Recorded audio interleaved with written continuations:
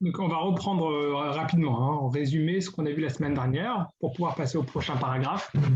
Donc, on va commencer aujourd'hui le paragraphe Guimel, le troisième paragraphe du second chapitre, de la première partie du Derech Hashem. D'accord? Donc, les mots du Ramchal. Donc, on a parlé, je reprends toujours le fil, vous me connaissez maintenant, chaque semaine, on reprend le fil, où est-ce qu'on en est. On a parlé dans un premier temps du but de Dieu dans la création. C'est qu'est-ce que Hachem, qu'est-ce qu'Akadosh Baruch Hu veut comme objectif dans la création du monde. Dans un deuxième temps, on a parlé comment l'homme doit mettre en œuvre, quel outil il doit utiliser pour atteindre ce but. Donc qu'est-ce qu'on a parlé? On a introduit le sujet du libre arbitre. C'est le sujet de la Bechira. Alors, je voulais un petit peu plus m'étendre sur la Bechira, mais je me suis rappelé en fait que dans la deuxième partie, on en parlera plus longuement. Il y aura un chapitre entier qui parlera de la Bechira, du libre arbitre. Donc, on développera plus à ce moment-là. Là, c'est juste pour introduire le sujet du libre arbitre. On avait expliqué que le libre arbitre était en fait un outil pour ce que le Ramchal appelle la Itdamut. Itdamut bemiktsat. Alors, qu'est-ce que ça veut dire Itdamut bemiktsat? On a vu ça dans le second paragraphe. Itdamut bemiktsat, c'est ressembler un peu. Qu'est-ce que ça veut dire ressembler un peu? C'est-à-dire qu'on a dit qu'Akadosh Baruch Hu, le béni soit-il, le béni soit-il, veut qu'on reçoive sa bonté au maximum. On a déjà développé beaucoup cette notion-là de bonté. Qu'est-ce que c'est que cette bonté maximum? Cette perfection. On a dit qu'il y a plus ou moins 3 éléments qui se rejoignent, qui sont les éléments essentiels du monde. Donc c'est la perfection, c'est la bonté, profiter de cette bonté, et Akadosh Baruch Hu, le béni soit-il. Ces 3 choses-là, donc ces 3 choses, on peut dire des choses, c'est l'essence même du monde, se rejoignent. La perfection, la bonté et profiter de cette bonté et le béni soit-il sont 3 choses qui se ressemblent, qui vont l'une avec l'autre. On va dire c'est des symptômes l'un de l'autre. Pour que nous on puisse profiter, c'est-à-dire réaliser le but du monde, profiter d'Akadosh Baruch Hu, recevoir d'Akadosh Baruch Hu au maximum possible, il fallait utiliser l'outil qui s'appelle la Bechira. La Bechira qui est le libre arbitre, parce qu'à ce moment-là, en utilisant le libre arbitre, en choisissant cette bonté sans qu'on nous le donne, c'est comme si que ça nous appartient, comme si que c'est nous-mêmes qui avions choisi cette bonté, nous-mêmes qui avions choisi cette perfection, et à ce moment-là, on pourrait ressembler le plus possible à la bonté d'Akadosh Baruch Hu, ressembler au plus possible à la perfection d'Akadosh Baruch Hu, qui est justement une bonté qui est, je ne sais pas si le mot intrinsèque est le meilleur mot, mais qui est liée forcément à sa personne, puisque personne ne lui a donné cette bonté, personne n'a donné cette perfection, elle est lui-même. La bonté, la perfection et Akadosh Baruch Hu sont 3 éléments qui sont indissociables, qui sont l'un lié avec l'autre. Et on a parlé la semaine dernière, on a parlé de la notion de la honte. Qu'est-ce que c'est que la honte? La honte, on a ramené un autre texte de Rabbi Moshe Chaim Luzzatto qui se trouve dans le Dat Dvunot, qui nous dit, c'est un élément majeur de l'enseignement de Rabbi Moshe Chaim Luzzatto, que Dieu ne voulait pas, Akadosh Baruch Hu ne voulait pas qu'on ait le pain de la honte. C'est quoi le pain de la honte? Na'ama de Kisufa, le pain de la honte. C'est-à-dire que les malachim, les anges, ont reçu la perfection de Dieu, sont liés à Dieu de manière automatique. Ils ont été créés parfaits, ils ont été créés spirituels. Ils ne sont pas créés dans la matérialité, dans le chisaron, ils n'ont pas été créés comme des êtres limités, ils sont des êtres moins limités que les êtres humains, puisqu'ils sont déjà beaucoup plus proches de Dieu, ils ont reçu la perfection directement. Et ça, c'est ce que le Rabbi Moshe Chaim Luzzatto parle de Na'ama de Kisufa, le pain de la honte. C'est-à-dire qu'ils n'ont pas acquis. On leur a donné ça comme un cadeau, comme un don, et ils n'ont pas fait l'effort d'aller le choisir et d'aller l'acquérir. Alors, on a parlé de la honte la semaine dernière, on a dit que la honte était un test, était un symbole naturel que l'homme ressent. On avait lu le texte de Rav Dessler, qui nous dit que la honte, c'est un sentiment qui a l'air un sentiment matériel, un instinct animal de l'être humain, qui en réalité a sa base dans l'âme de l'être humain, dans l'âme spirituelle de l'humain, qui a été un test pour montrer quand une personne a honte, c'est qu'il se sent éloigné de Dieu, il se sent éloigné d'Akadosh Baruch Hu. Et donc, par ce sentiment d'éloignement, il désire se rapprocher. C'est-à-dire la honte provoque chez l'homme un sentiment de gêne qui lui demande de vouloir surpasser cette gêne et donc se rapprocher de Dieu. Et on avait rapporté dans le Rav Dessler qu'il peut y avoir des situations où une personne faute et le fait qu'il a honte de cette faute, quand il a honte de cette faute, ça montre qu'au fin fond de lui, il désire le plus que tout se rapprocher de Dieu. Donc ça veut dire que ça n'a pas brisé cette volonté de se rapprocher de Dieu. Et donc la honte, le fait qu'il ait honte de sa faute, ça prouve qu'en réalité, il est proche de Dieu quelque part, et on commence déjà à lui pardonner sa faute parce qu'il est déjà dans cette dynamique de vouloir se rapprocher. Lorsque l'homme pourrait ressentir le pain de la honte, c'est-à-dire le pain de la honte, c'est que Dieu lui ait donné cette perfection, ça viendrait en opposition avec la volonté d'Hachem, la volonté d'Akadosh Baruch Hu, du béni soit-il, de donner la perfection la plus absolue, puisque on ressentirait la honte du cadeau, comme c'est marqué dans Masechet Orla, dans le Talmud de Jérusalem, que l'homme qu'on lui donne à manger, l'homme qu'on le nourrit, dans un don, il sera gêné par le regard de son bienfaiteur. C'est-à-dire qu'il y a une honte par le fait qu'on lui a donné. Et cette honte-là prouve que finalement, on n'est pas assez proche de Dieu. Donc, on n'est pas arrivé au but ultime de la création du monde, puisque justement, on a cette honte, donc on se sent éloigné de Dieu. Donc, ça veut dire qu'en fait, notre rapprochement de Dieu est assez limité. Alors, le fait qu'on fasse des efforts, qu'on fasse un choix, qu'on ait la possibilité de choisir entre le bien et le mal, entre la perfection et l'imperfection, entre la bonté et le mal, qu'on ait la possibilité de choisir et que finalement, de notre propre choix, sans aucune influence, on désire, on s'avance et qu'on choisisse le bien, à ce moment-là, on a la sensation que c'est nous qui avons choisi, c'est nous qui avons fait ce pas-là et ça nous appartient et personne ne nous l'a donné. Et c'est pour ça qu'on peut ressembler beaucoup plus, ça nous appartient, on est beaucoup plus proche de cette perfection plutôt que si on nous l'avait donné, on n'aurait pas eu la capacité de l'apprécier et de le ressentir, cette propriété sur cette bonté. Donc ça, c'était ce qu'on avait vu la semaine dernière. On va peut-être le revoir très rapidement dans les mots. Je vais vous partager mon texte.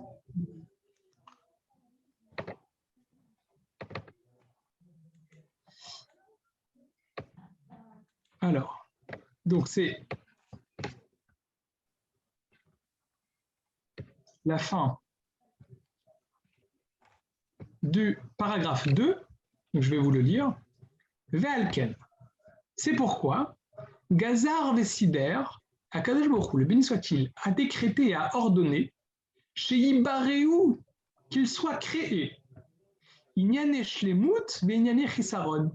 Dieu voulait, Akadosh Baruch Hu, voulait créer d'un côté la possibilité de choisir tout le domaine de la perfection, d'un autre côté tout le sujet de l'imperfection, Vetibare Bria, et qu'elle soit créée une créature, chez Yeba Aev Sharut, Lishne Ainanim Beshave, qu'il y ait la possibilité de choisir les deux éléments au même niveau. Ça vous vous rappelez, on avait parlé de Rav Shlomo Wolbe qui nous disait comment faire pour que ce soit vraiment au même niveau. Il nous a rapporté l'enseignement de Pirkei Avot, de Ben Azaï, qui nous dit que le bien s'éloigne, s'enfuit de l'homme, tandis que le mal essaye de s'agripper à l'homme, et qu'à ce moment-là, c'est vraiment équilibré. On ne va pas revenir sur ça, mais c'est comme ça que ça peut être équilibré, de cette manière-là. V'yutnu la bria, et qu'il soit donné aux créatures, emtsaïm, des outils, chez Aliadam, qu'avec ces outils-là, tikne la atzma et tashlemut, l'homme, cette créature, pourrait s'approprier pour elle-même cette perfection, veta adir mimena, et fasse abstraction d'elle, s'éloigne, et achisronot, tous ces manques, ces imperfections. Ve'az, lorsque l'homme, la créature, donc on l'appelle l'homme, parce que finalement il va nous dire dans la suite le Ramchal que cette créature c'est l'homme, lorsque l'homme aura fait cet effort, aura fait ce travail-là, de choisir la perfection et s'éloigner de toute imperfection, Azikare Shenit Dhamma, ça s'appellera que l'homme ressemblera Bema Shaya et Charla, dans la mesure du possible, les Bora à son créateur. Donc ça veut dire que en faisant cet effort, en faisant ce travail, c'est comme ça qu'on peut ressembler au créateur. Alors, d'où est-ce qu'il tire tous ces enseignements? C'est connu, c'est écrit Valarta midrachav, tu iras dans son chemin, Maurachum afatarachum, ça on verra dans la suite que toute la créature, on essaye, toute la création, toute notre vie, on essaye de ressembler à Dieu. Mais là, il nous explique pourquoi. C'est-à-dire qu'en essayant de ressembler à Dieu, c'est-à-dire en allant vers la perfection et en retirant de nous toute imperfection, on avait parlé de perfection dans le sens de tout ce qui est spirituel, imperfection c'est dans le sens de tout ce qui est matériel. À ce moment-là, ça s'appellera qu'on ressemblera à Dieu, à Kadosh Baruch Hu, et à ce moment-là, on sera capable, l'idabekbo, de se lier à Kadosh Baruch Hu, velianot betuvo, et donc profiter de sa bonté, qui, comme nous l'avons dit au tout début, que profiter de sa bonté, c'est le but ultime de la création du monde. Hachem a voulu créer le monde pour donner de la bonté, pour faire profiter quelqu'un d'autre, Zulato, autre que lui. Et donc, comment c'est possible? À l'idée Advekut, par le fait qu'on se lie à lui. Comment on se lie à lui? Par le fait qu'on essaye de lui ressembler en enlevant toute l'imperfection et en se rapprochant de la perfection. Donc ça, c'est la fin du second paragraphe. Est-ce que jusqu'à maintenant, les choses sont claires? Oui, c'est très clair, mais j'ai des questions, mais c'est très clair. D'accord. Alors, est-ce que c'est des questions ce que je te propose, c'est de poser des questions. Si c'est des questions de choses qu'on a déjà traitées dans les cours précédents, alors je ne répondrai pas. Si c'est des choses qu'on n'a pas forcément traitées, peut-être qu'on ouvrira le sujet. Alors je tente. Si la honte, c'est un moyen d'atteindre la perfection. Peut-être que je résume trop brièvement, mais alors la honte, c'est pas un moyen. La honte, c'est un test, on va dire. Je crois que Dan ou Yehoud avait sorti une bonne définition. C'est un révélateur. C'est un révélateur. Je ne sais plus qu'est-ce qu'il avait dit ça la semaine dernière. Un révélateur. Un révélateur, d'accord. C'est un révélateur de notre éloignement. Si c'est un révélateur de notre éloignement, j'ai du mal à comprendre. Si finalement la honte qu'on peut ressentir à l'égard d'autrui, elle est de la même nature. Je ne sais pas si c'est une question claire, mais en fait j'ai entendu Boris Cyrulnik parler de la honte et dire que la honte, c'était en fait, lui, il a ressenti ça en tant qu'enfant pendant la guerre, c'est-à-dire qu'il avait l'impression que il était moins qu'un humain, parce que dans l'entourage, la société le rejetait comme un juif et donc comme un non-humain. Et donc, il éprouvait de la honte, mais finalement, cette honte-là à l'égard d'autrui, c'est une honte négative. Donc, je me demandais si c'est pas aussi une honte différente, en fait, qu'on éprouve lorsque on a l'impression d'avoir manqué à un devoir que nous impose Hachem et à une honte qu'on peut ressentir à l'égard des autres. Très bonne remarque. Je prends la remarque et je vais essayer d'y répondre. Alors, est-ce qu'on peut mettre ça en parallèle avec la notion de profit, d'avoir du plaisir? Pourquoi? On voit au début donc, du second chapitre du Derech Hashem que le Ramchal, Rabbi Moshe Chaim Luzzatto, nous enseigne que le but du monde, c'est de profiter. C'est qu'Hachem a créé un monde pour qu'on ait du profit, n'est-ce pas? Alors à ce moment-là, on pourrait se dire, de quel profit il s'agit? C'est du profit matériel, du profit éphémère, c'est bon. On n'a qu'à, désolé pour l'expression, on n'a qu'à kiffer. On passe notre vie à kiffer et c'est bon, c'est le profit c'est pour ça que le monde a été créé, c'est pour kiffer. Non, bien évidemment que non. C'est pas ça le but. Le but, c'est d'avoir un profit, comme il a développé, c'est le profit, on va dire, le plus grand profit possible. C'est quoi le plus grand profit possible? C'est un profit qui est spirituel. C'est un profit éternel. On avait donné des exemples. On va dire quelqu'un, par exemple, qui mange une bonne nourriture, il a un profit éphémère. Par contre, quelqu'un qui a réussi à travailler une idée, on va dire, l'idée, c'est quelque chose qui va se ressembler un petit peu à la spiritualité, parce que finalement, c'est pas matériel. C'est pas encore la spiritualité, on va dire, c'est pas encore l'enseignement de la Torah, c'est pas encore être lié à Kadal Borou, c'est pas la Dvekout, mais quelque part, on peut déjà avoir une petite impression de qu'est-ce que c'est qu'un profit dans le temps. C'est que lorsqu'on arrive à le plaisir, le bonheur d'avoir réussi à développer une idée, c'est quelque chose qui peut durer dans le temps. On peut avoir un plaisir un peu plus intense. Même quand on se met devant une œuvre d'art, on a du profit, ça évoque un sentiment qui est beaucoup plus fort qu'un petit profit éphémère. Donc ça nous donne déjà une idée de voir qu'il y a des échelons au niveau du profit. Alors, le texte qu'on a lu la semaine dernière dans le Mirtav Me'Eliyahu de Rav Dessler, il se posait la question en fait de savoir est-ce que tous les sentiments naturels qu'on peut ressentir, qu'on peut avoir, est-ce qu'ils sont forcément liés, est-ce qu'ils sont forcément, ils proviennent de l'instinct animal qui est en nous, de la corporalité, de la matérialité qui est en nous. Par exemple, il avait donné comme exemple, bon, je reprends un petit peu ce qu'on avait lu la semaine dernière, pardon pour ceux qui ont déjà écouté, mais on a parlé par exemple du dégoût de la saleté. Le dégoût de la saleté. D'accord? Donc il y a un interdit dans la Torah qui s'appelle Bal Tesha Ketsu.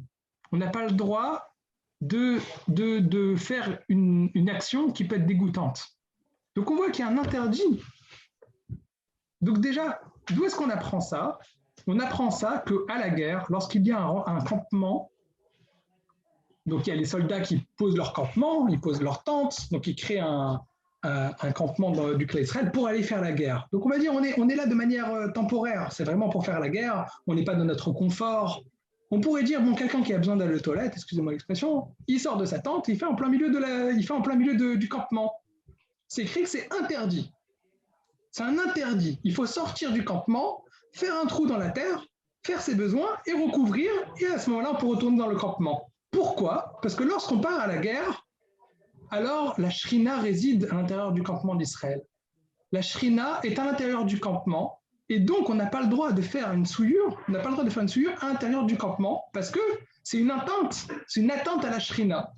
Donc c'est très intéressant. On peut avoir un dégoût de la saleté, mais ce dégoût de la saleté, la Torah nous apprend que ce n'est pas forcément quelque chose d'animal, ce n'est pas forcément lié à la corporalité. C'est quelque chose qui a sa source dans l'âme, dans la spiritualité, dans la Gdusha, dans la sainteté. La preuve, c'est que c'est antithétique avec la Shrina, avec la résidence de Dieu.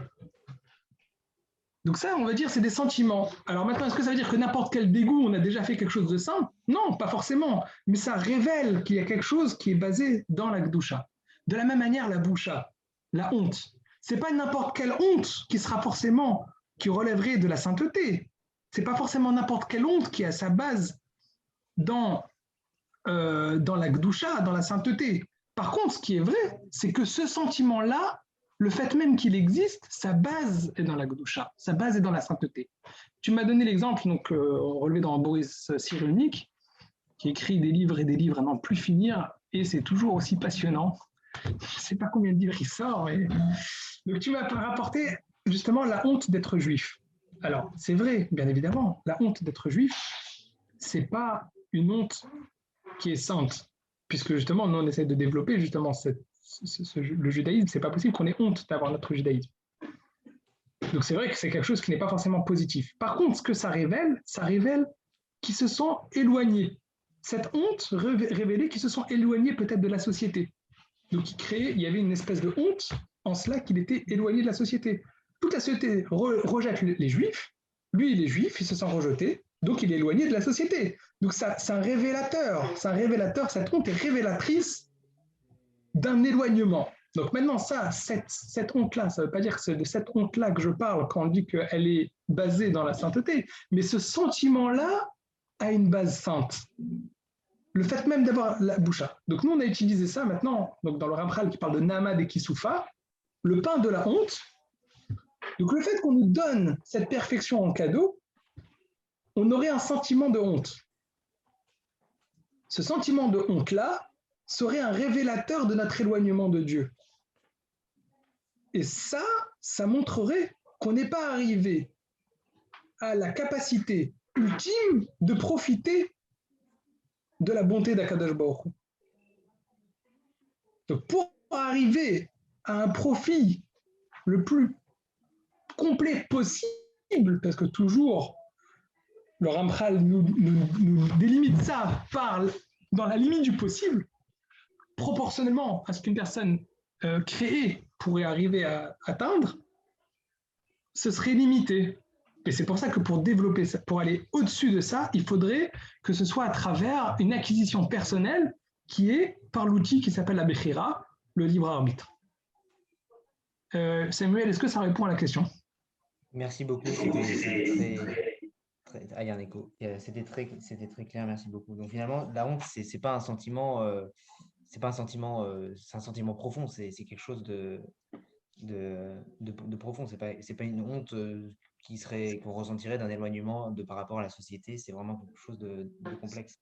C'est le même sentiment, si, c'est le même sentiment, mais ce sentiment, ça pourrait être, ce sentiment-là, le fait même qu'il existe ce sentiment d'éloignement, c'est en réalité un sentiment que la base de ce sentiment est dans la spiritualité. Ça ne veut pas dire que toute expression de honte est dans la spiritualité, mais la base de ce sentiment-là, il est dans la spiritualité. D'accord. Alors, on va passer au paragraphe 3, au paragraphe Guimel. Donc, on avait vu dans différents textes du Ramchal, on avait ouvert plusieurs livres du Ramchal qui nous disaient qu'à chaque fois, il va travailler de cette manière-là. Il utilise une base et il développe, il appelle ça la Ishtal Shelut. Donc, ça veut dire qu'il y a des choses qui vont se découler l'une de l'autre. Il fait une construction logique, donc il passe par une base et il va développer. On a commencé à parler du but d'Akadosh Baruch Hu dans la création, le but ultime. Après, on a parlé de comment l'homme profite, comment lui il va recevoir. Maintenant, on va parler dans le troisième paragraphe de la jonction entre les deux. Comment ces deux travaux, donc la part d'Akadosh Baruch Hu, qu'est-ce qu'Akadosh Baruch Hu veut développer dans le monde, qu'est-ce qu'il a voulu mettre comme but dans le monde, et la part de l'homme qui va faire un effort, comment en réalité ces deux notions-là sont liées l'une à l'autre, et qu'en réalité c'est un seul et même travail. Donc ça, on va voir ça dans le troisième paragraphe. On le commence doucement. Je ne pense pas qu'on va beaucoup développer. On va un petit peu parler de la notion de Shoresh et Anaf. On continuera la semaine prochaine. On commence à lire le troisième paragraphe. On va introduire les notions et on essaiera de développer la semaine prochaine. Ve'omnam. Cependant, Milvad eyot abriya azot shekanta shlemut. Réouya les davek beboro. À part le fait que cette créature-là, donc l'homme, va acquérir la perfection, il est apte à se lier Bebora idbarar shemo, mitzad edamutla, il pourra se lier à Kadosh Baruch Hu. Comment? On a dit en essayant de ressembler à lui, donc ça veut dire, ça c'était la notion de kinyan, donc de faire une acquisition, donc par le fait qu'il fait une acquisition par son libre arbitre, il essaye de ressembler à Kadosh Baruch Hu. Iné, voici, Aliédé Kenota Shlemutla, par le fait qu'il acquiert cette perfection, Nimtset, cause à effet, par le fait qu'il acquiert, il se retrouve automatiquement, Mitzdabeket Volechetbo, il se retrouve lié à Dieu. Donc, on avait dit dans le premier paragraphe que c'est absolument impossible pour l'homme d'atteindre Akadosh Baruch Hu, d'atteindre Dieu. Pourquoi? Parce que l'homme est un être créé, un être limité. On a beaucoup développé cette notion, on avait parlé même dans la préparation à Shavuot, on avait parlé du fait que la Torah a été créée par Akadosh Baruch Hu avant la création du monde, donc la Torah n'est pas limitée par les obstacles, les limites du monde, c'est bien au-dessus, c'est En-Sofi, c'est illimité. Tandis que l'homme est une créature limitée. Donc comment c'est possible que nous, des êtres humains, des êtres créés, on peut espérer avoir comme ambition d'essayer de ressembler à Akadosh Baruch Hu, qui est au-dessus de la création, qui est au-dessus de toute limite. Comment c'est possible? On peut pas imaginer une chose pareille. Donc Akadosh Baruch Hu, le Ramchal nous avait enseigné qu'Akadosh Baruch Hu a donné une place où l'homme pourrait se lier à lui. Pourquoi? Parce qu'en fait, c'est pas possible. La créature ne peut pas ressembler à Akadosh Baruch Hu, c'est impossible. Donc comment il le fait? Il le fait seulement de la manière où il peut se lier à lui, et par cette liaison, par cette vécoute, c'est comme ça qu'il peut essayer de ressembler à Kadosh Baruch Hu. Mais là, on parlait, dans le deuxième paragraphe, on parlait du fait que l'homme fait ce travail tout seul. On a dit que ce n'était pas possible. Non, pourquoi? Parce qu'en fait, en faisant ce travail de choisir le bien, de choisir la perfection, automatiquement, c'est une cause à effet. Il se retrouve lié à Kadosh Baruch Hu. C'est là qu'il va y avoir la jonction entre les deux. Kadosh Baruch Hu a donné la place pour se lier, mais comment on atteint cette place? C'est en faisant ce travail de choisir. Alors, c'est des théories, on va dire, c'est un petit peu absolu, un petit peu, on va dire, superficiel comme développement. On va essayer de développer en expliquant le Shoresh et le Hanaf. On ne va pas avoir beaucoup de temps là ce soir pour réussir à développer, donc je vais vraiment très rapidement en parler. On va peut-être juste traduire le texte, on en parlera la semaine prochaine. Nimset, donc on se retrouve automatiquement, Midda Beket, donc c'est au féminin parce qu'on parle de la Bria, on parle de la créature se retrouve automatiquement liée à Dieu Veolechetbo et va dans ce chemin-là. Ad, chez Sav Knota Ashlemut, jusqu'à qu'on peut affirmer que lorsqu'on acquiert la perfection, Vimatsa Midda Beketbo, et le fait de se retrouver lié à Kadosh Baruch Hu et à Kol Inyan Echad, ça n'est en réalité qu'un seul et unique sujet. C'est la même chose. Alors, je continue un petit peu le texte. Vézé, comment c'est possible que c'est une seule et même chose? Donc en réalité, c'est la jonction entre le premier paragraphe et le deuxième paragraphe.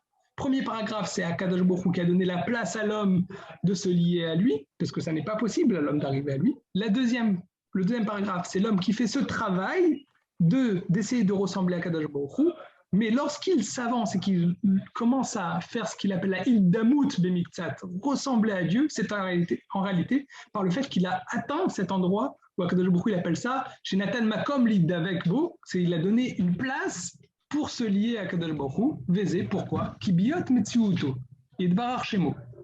Parce que comme on l'a dit et répété et re-répété au début de ce chapitre, que l'existence d'Akadosh Baruch Hu, Ashlemut Amiti, c'est la seule perfection que Moshe Amarnu, comme on a déjà développé, on l'a déjà dit et redit. Iné, Masheu Shlemut, le fait qu'Akadosh Baruch Hu il est la perfection, et Nomitiaches et Lalo, c'est quelque chose qui n'est possible que dans l'entité d'Akadosh Baruch Hu, dans l'existence d'Akadosh Baruch Hu et pas autre que lui, parce que dès qu'on sort de l'existence d'Akadosh Baruch Hu, on est déjà dans les êtres créés. Et donc les êtres créés sont déjà limités par le fait qu'ils sont des êtres créés. Ke'anaf, c'est comme si qu'on parlerait anaf. Anaf, c'est des feuilles, c'est des pousses, et la shoresh et la racine. La racine, c'est Akadosh Baruch Hu. La racine, c'est Dieu. Et anaf, c'est le dérivé de l'existence de Dieu. C'est ce qui découle. Qui a falpi chez Nomagial chez Mutashorchi, bien qu'on ne pourra jamais atteindre vraiment la perfection absolue qui est l'essence du monde, qui est la racine du monde, c'est Akadosh Baruch Hu. Ça s'est développé dans tellement de livres du Ramchal, puisque c'est essentiel. On l'a même développé il y a je ne sais pas, 5 ou 6 mois, quand on avait donné un cours sur le native, sur la formule secrète de l'existence du monde, comme on avait dit sur le Sefer Bereshit, où il nous avait dit que tout était influenceur-influencé. Donc tout ça, c'est justement, il y a Anaf et Shoresh. Donc Shoresh, c'est l'influenceur. Anaf, c'est le mouche-pas, c'est l'influençable. C'est-à-dire, à chaque fois, il y a quelque chose de plus parfait que l'autre, mais là, c'est la perfection absolue. Donc c'est le Shoresh, c'est la racine même. Bon, on développera tout ça la semaine prochaine, hein, mais on continue un petit peu pour avoir un petit peu de savoir de quoi on va parler. Qui a falpi chez Nomagiel Shlemut Ashorchi, bien qu'on ne pourra jamais atteindre la perfection absolue, qui est l'essence, qui est en réalité Akadosh Baruch Hu, Iné Emshech Vetolada Mimenu, ça reste quand même une dérivée de lui. Donc, c'est-à-dire que si on veut atteindre la perfection, donc ça veut dire qu'un homme a face à lui la possibilité de la perfection et le chisaron, qu'on traduit en général l'imperfection, bien qu'en fait le chisaron c'est un manque de perfection. Si on veut faire ce choix-là et se rapprocher de la perfection, ben forcément on se rapproche d'Akadosh Baruch Hu. Puisque la perfection c'est Akadosh Baruch Hu. Plus on essaie de se rapprocher d'Akadosh Baruch Hu, plus on essaie de se rapprocher de la perfection, plus on essaie de se rapprocher d'Akadosh Baruch Hu. Donc si on fait cet effort-là, d'aller chercher la perfection, de choisir, de faire ce choix qui est la Bechira, donc forcément, on se retrouve dans cet endroit-là qui s'appelle Makom les Dabegbo, un endroit pour se lier à Kadosh Baruch Hu. Donc c'est ça, c'est ici que va se trouver la jonction. On va développer ça la semaine prochaine, je vais m'arrêter là. On a juste introduit ce sujet-là de Hanaf et Shoresh et le lien qu'il y a entre le fait de faire cet effort-là de Bechira, de faire cet effort-là de libre arbitre, où on acquiert la perfection, et le fait qu'en réalité, c'est à cet endroit-là qu'on va se lier à Kadosh Baruch. Est-ce que vous avez déjà commencé un petit peu à apercevoir la jonction entre ces deux éléments? Ou c'est encore trop abstrait? C'est encore un peu abstrait, j'avoue. D'accord. On va développer ça la semaine prochaine. C'était important de pouvoir bien synthétiser donc la notion de Bechira, la notion de faire un kinyan, parce qu'on avait parlé, par exemple, je crois que c'est Yehoud ou Dan qui avait proposé le fait que la Bechira, ce serait quelque chose de méritoire.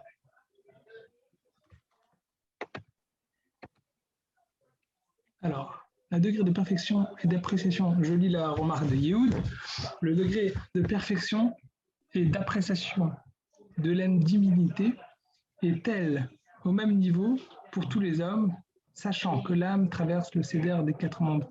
Alors, Yehoud, tu vas voir qu'on va parler de tout ça. On va parler de tout ça parce que c'est justement le sujet de Hanaf et Shoresh. Alors, Hanaf et Shoresh, donc on a dit, c'est la racine et la plante qui pousse de cette racine. Donc, on va dire les feuilles qui poussent de cette racine.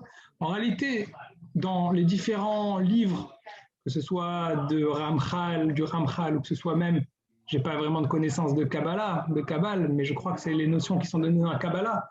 Il y a le Shefa, il y a les Masechot, il y a les filtres. Les Masechot, c'est les masques.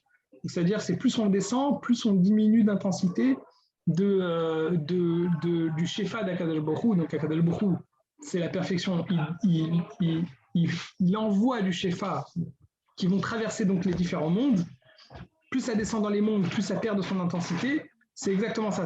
Donc c'est les quatre mondes. Donc Olam Atzilut, le niveau le plus haut. Olam Asiya, c'est le monde le plus bas, c'est le nôtre. Et effectivement, tout ça, c'est lié. Tu as tout à fait compris, Yehoud, c'est exactement de ça qu'on va parler.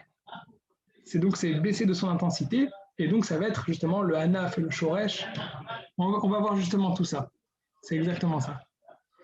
Voilà, bon, c'était pour introduire donc le troisième paragraphe. On va devoir un petit peu rentrer plus en profondeur. On va parler de la Ehara et du Esther.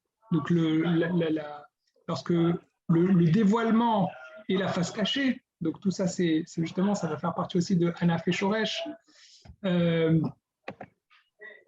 Voilà, je vous propose qu'on s'arrête là pour ce soir.